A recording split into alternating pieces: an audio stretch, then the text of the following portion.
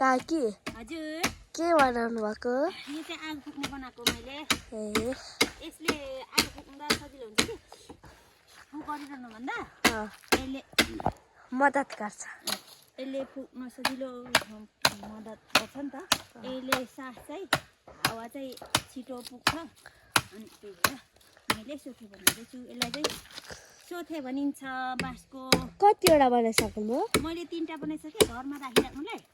यो त्यो आगो फुकेको ठाउँमा राखिराख्नुपर्छ नि। त्यो आगोको धुवाले खाएपछि चाहिँ यो डर हुन्छ नि त।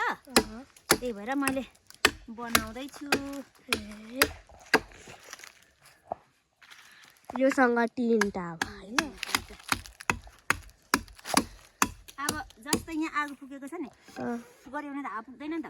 यहाँबाट गऱ्यो भने त एकै ठाउँ भेला भएर गयो नि त। अनि त्यही भएर यहाँ आगो फुक्ने हो नि त। मैले सोथे भनिन्छ यसलाई चाहिँ, सोथे भनिन्छ है। यस्तो हुन्छ, यस्तो हुन्छ। यसो गऱ्यो भने चाहिँ लङ्स पनि राम्रो हुन्छ अरे नि त।